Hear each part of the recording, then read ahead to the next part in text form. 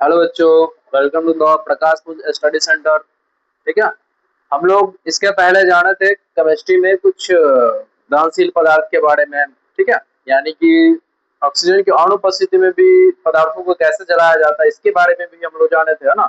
आज हम लोग इसी टॉपिक में इसका अगला टॉपिक में हम लोग जानेंगे कि दहन के लिए आवश्यक सकता है ना। यानी कि किसी भी पदार्थ को जलाने के लिए क्या क्या कौन कौन सी चीजों का होना बहुत जरूरी है। ठीक है। देखिए, टॉपिक के अनुसार से चलेंगे, इसमें हर एक एक एक पॉइंट को सही तरीके से समझेंगे, है ना। अगर आप बीच में स्किप करते हैं तो वीडियो सही से समझ में नहीं आएगा, एक भी टॉपिक के बारे में हम लोग सही से नहीं समझ पाएंगे। इसीलिए शुरू से लेकर अंत तक इसको देखिएगा, ताकि एक एक बात इसमें का समझ में आप लोगों को है। ठीक है। देखिए, पहला है कि दहन के लिए आवश्यक शर्त है ना। दहन यानी कि किसी भी पदार्थ को जलाने के लिए हमें क्या क्या चीज का होना बहुत जरूरी है ना।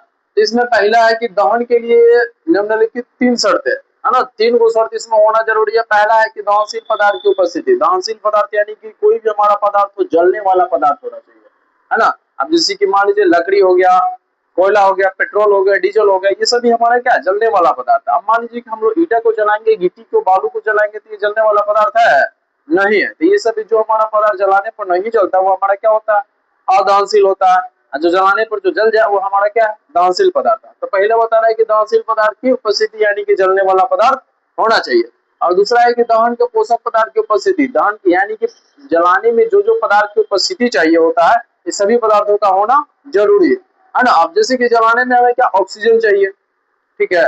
माचिस की तिल्ली चाहिए, माचिस की तिल्ली के बिना हम किसी भी पदार्थ को जलाएंगे नहीं, जलाएंगे नहीं। तो आदिवासी वाला जमाना का यूज करेंगे, लकड़ी को आपस में रगड़ कर, और नहीं तो पत्थर से पत्थर टकरा कर, तो हमारा साल बीत जाएगा लेकिन जल्दी जलेगा नहीं। ठीक। ठीक। और तीसरा है कि ज्वलन ताप की प्राप्ति, है ना। यानी कि कोई भी हमारा पदार्थ है, सभी पदार्थ का क्या होता है, अपना अपना ज्वलन ताप होता है। ठीक है। अब जैसे कि मान लीजिए कि हमारा पुआल हो गया, जो कि धान का पुआल होता है, इसको जलाएंगे पुनः हमारा तुरंत जल जाएगा। लेकिन अगर मान लीजिए कि लकड़ी का मोटा सिल्ली है, तो उसको माचिस के तिल्ली से हम जलाएंगे तो जलेगा नहीं, जलेगा, क्योंकि उसके लिए ज्यादा अधिक टेम्परेचर की आवश्यकता पड़ती है। ठीक है।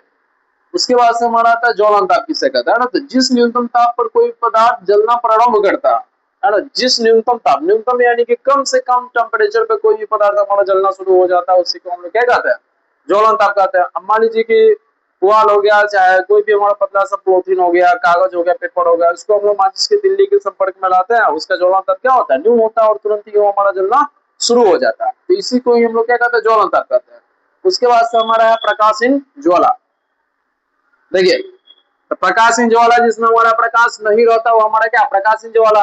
जैसे बता रहे हैं कि इसमें ईंधन का पूर्ण दहन होता है। पूर्ण दहन होना मतलब ये ऑक्सीजन की पूरी उपस्थिति में ये जलता है ना। अब जैसे कि देखिएगा, हम लोग दिया दिया हो गया, दिया जलता है ना, तो वो पीला प्रकाश देता है। और गैस का जो जलता है वो कैसा देता है, नीला देता है। ऐसा क्यों होता, कभी आप लोगों ने सोचा।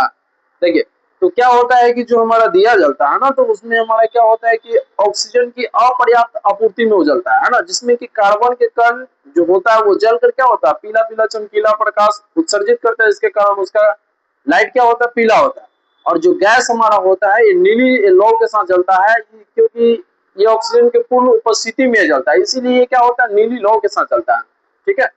देखिए, तो इसमें ईंधन का पूर्ण दहन होता है ना। इसमें निर्मित ज्वाला का रंग नीला होता है, किंतु प्रकाश बहुत कम होता है, इसीलिए इसे प्रकाशहीन ज्वाला कहते हैं ना। यानी कि जो हमारा नीली लौ के साथ जलेगा तो उसमें क्या होगा, प्रकाश बहुत कम होगा। प्रकाश बहुत कम होगा यानी कि उसमें उतना मात्रा प्रकाश नहीं होता। तो जिसमें प्रकाश नहीं होता उस हम लोग क्या कहेंगे, प्रकाशहीन कहेंगे, है ना। अब मान लीजिए कि कोई जो लकड़ी को जला रहा है, जो वो पीली लौ के साथ जलेगा तो उसमें प्रकाश ज्यादा है, तो हमारा क्या होगा, प्रकाशमान होगा। और जिसमें प्रकाश नहीं होगा हमारा क्या, प्रकाशहीन, है ना। अब इसमें जैसे बता रहा है कि किरोसिन के पूर्ण दहन होने से स्टोव में उत्पन्न ज्वाला प्रकाशहीन होता है ना। यानी कि जब किरोसिन तेल को हम लोग जलाएंगे तो ये पूर्ण उपस्थिति में वायु में जलता है, जिसके कारण इसमें से थोड़ा सा कम प्रकाश निकलता है, इसीलिए हमारा क्या, प्रकाशहीन है ना। अब मान लीजिए कि यहाँ पे हम लोग लकड़ी को अगर जलाते हैं तो प्रकाश ऑक्सीजन की अपर्याप्त आपूर्ति में जलेगा, जो कि पीली लौ के साथ जलता है ना। तो इसमें से ज्वाला उत्पन्न होगा, तो ये हमें क्या कहलाएगा, प्रकाशमान। ठीक है। इस वीडियो को लाइक कीजिएगा, सब्सक्राइब कीजिएगा, है ना। एक दूसरे के पास शेयर कीजिएगा ताकि वो भी सही तरीके से जाने, इसके बारे में पढ़े, है ना। और एग्जाम में ताकि हम लोग बेहतर परफॉर्मेंस कर सके। ठीक है।